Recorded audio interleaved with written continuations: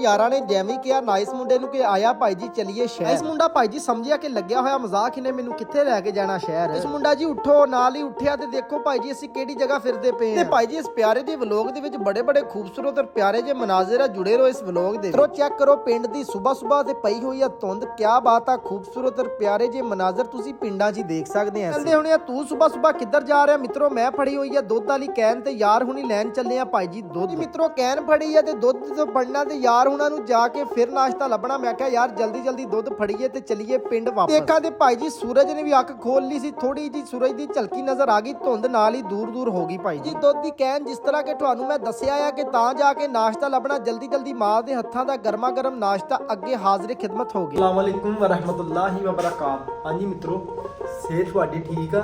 दसो जरा comment. Nice मुंडा ना बड़े दिन हो गए सी मैनू कहंदा सी कि यार कोई पिज़्ज़ा ही खवा दे, बड़े दिन हो गए।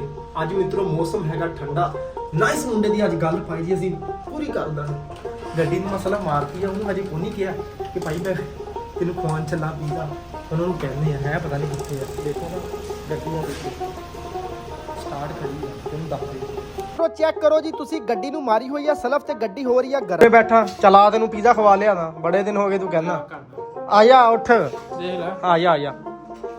भाई जी पहले ਤਾਂ ਕਹਿੰਦਾ ਤੂੰ ਮਜ਼ਾਕ ਕਰ ਰਿਹਾ, ਜਦੋਂ ਨੇ ਆ ਕੇ ਥੱਲੇ ਦੇਖੀ ਕਿ ਗੱਡੀ ਹੈਗੀ ਆ ਸਟਾਰਟ, ਕਹਿੰਦਾ ਹੁਣ ਤਾਂ ਜਾਣਾ ਬਣਦਾ ਆ। ਕਹਿੰਦਾ ਗੱਡੀ ਤੂੰ ਚਲਾ। ਮੈਂ ਕਿਹਾ ਗੱਡੀ ਮੈਂ ਮੂੰਹ ਨਹੀਂ ਭਾਈ ਚਲਾਣੀ, ਗੱਡੀ ਤੂੰ ਆਪੇ ਹੀ ਚਲਾ। ਭਾਈ ਗੱਡੀ ਤੂੰ ਨਾ ਚਲਾ, ਗੱਡੀ ਮੈਂ ਆਪੇ ਹੀ ਚਲਾ ਲੈਂਦਾ, ਮੈਨੂੰ ਕਿਹੜਾ ਕੋਈ ਮਸਲਾ ਹੈ। ਠੀਕ ਆ ਯਾਰ ਗੱਡੀ ਤੂੰ ਚਲਾ ਲਾ, ਲੇਕਿਨ ਪੈਟਰੋਲ ਮੈਂ ਹੀ ਪਵਾ ਦਾਂਗਾ। ਜੱਟ ਖਰਚੇ ਵੱਲੋਂ ਨਹੀਂ ਘਬਰਾਉਂਦਾ, ਖੁਦ ਲਈ ਖਰਚਾ ਕਰਤਾ ਯਾਰਾਂ ਨੇ। ਫਿਰ ਸਾਹਮਣੇ ਦੇਖੋ ਭਾਈ ਜੀ ਟੂਲ ਚੱਲਦਾ ਪਿਆ, ਪਈ ਹੋਈ ਆ ਧੁੰਦ। ਮੇਰਾ ਤਾਂ ਦਿਲ ਆ ਯਾਰ ਜਾ ਕੇ ਨਾ, ਇੰਨੀ ਧੁੰਦ ਪਈ ਹੋਈ ਆ ਸ਼ੀਸ਼ਿਆਂ ਤੇ ਜੰਮ ਗਈ ਹੋਸ਼। ਚੈੱਕ ਕਰੋ ਭਾਈ ਜੀ ਮੈਂ ਹੱਥ ਮਾਰਿਆ ਤਾਂ ਜਾ ਕੇ ਬਾਹਰ ਨਜ਼ਰ ਆਣ ਲੱਗੀ। ਭਾਈ ਜੀ ਪਹੁੰਚ ਗਏ ਮਾਲਵ ਸਰਗੋਦਾ, ਉਹ ਖਿਲਾਰਦੀ ਨਾਈਸ ਮੁੰਡੇ ਨੇ ਗੱਡੀ। ਮੈਂ ਕਿਹਾ ਪਹਿਲੇ ਮੈਂ ਲਾਕ ਚੈੱਕ ਕਰਿਆ ਵਾ ਲਾਕ ਲਾਇਆ ਕਿ ਨਹੀਂ। ਮੁੰਡਾ ਕਹਿੰਦਾ ਜਿਹੜੀ ਮੈਂ ਔਰੋਂ ਸ਼ਾਪਿੰਗ ਕਰਨੀ ਆ ਤੇ ਉਹਦਾ ਸਾਰਾ ਖਰਚਾ ਭਾਈ ਤੇਰਾ ਹੋਣਾ। ਮੈਂ ਕਿਹਾ ਰੋਲਾ ਹੀ ਕੋਈ ਨਹੀਂ ਨਾਈਸ ਮੁੰਡਾ ਜੀ, ਕਰੋ ਜੋ ਖਰਚਾ ਕਰਨਾ। ਭਾਈ ਜੀ ਮੈਂ ਲੈ ਕੇ ਪਹੁੰਚ ਗਿਆ ਨਾਈਸ ਮੁੰਡੇ ਨੂੰ ਮਿਸਟਰ ਵਿੰਗਸ ਤੇ। ਮੈਂ ਕਿਹਾ ਇੱਥੋਂ ਦਿੰਨੇ ਆ ਜੇ ਰਗੜਾ, ਨਾਈਸ ਮੁੰਡਾ ਹੋ ਗਿਆ ਇੱਕ ਵਾਰੀ ਤਾਂ ਖੁਸ਼। ਭਾਈ ਜੀ ਇੱਥੋਂ ਮੈਂ ਮੰਗਾਣਾ ਅੱਜ ਫੈਮਿਲੀ ਪੀਜ਼ਾ ਨਾਲ ਹਾਟ ਵਿੰਗਸ ਮੰਗਾਣੀਆਂ। ਮੈਂ ਕਿਹਾ ਮੰਗਾ ਲਾ ਯਾਰ ਨਾਈਸ ਮੁੰਡਾ ਜੀ, ਇਹ ਕਿਹੜੀ ਗੱਲ। ਭਾਈ ਜੀ ਦੇ ਆਂਦਾ 25 ਨੰਬਰ ਲੋਇਆ ਜਿਹਾ ਫੜਾਤਾ, ਕਹਿੰਦਾ ਇਹ ਟੇਬਲ ਤੇ ਰੱਖੋ ਫਿਰ ਤੁਹਾਡਾ ਆਰਡਰ ਆਣਾ। ਇਹਦਾ ਨੰਬਰ ਜਿਹੜਾ ਟੇਬਲ ਤੇ ਰੱਖਤਾ, ਨਾਲ ਹੀ ਭਾਈ ਜੀ ਅੱਗੇ ਹਾਜ਼ਰੀ ਖਿਦਮਤ ਹੋ ਗਿਆ ਪੀਜ਼ਾ। ਮੈਂ ਕਿਹਾ ਕਰੋ ਬਈ ਜਲਦੀ ਜਲਦੀ ਪੀਜ਼ੇ ਦਾ ਆਪਰੇਸ਼ਨ। ਗੱਡੀ ਲਾਈ ਸੀ ਤੇ ਆ ਹੈਗਾ ਮਿਸਟਰ ਵਿੰਗਸ ਦਾ ਸਾਹਮਣੇ। ਭਾਈ ਜੀ ਗੱਡੀ ਲੈ ਕੇ ਨਾਈਸ ਮੁੰਡਾ ਹੁਣ ਪਤਾ ਨਹੀਂ ਨੱਸ ਗਿਆ ਕਿੱਥੇ। ਮਿੱਤਰੋ ਯਾਰ ਨਾਈਸ ਮੁੰਡਾ ਛੱਡ ਕੇ ਨੱਸ ਗਿਆ ਮੈਨੂੰ, ਉਹ ਖੜੀ ਆ ਗੱਡੀ।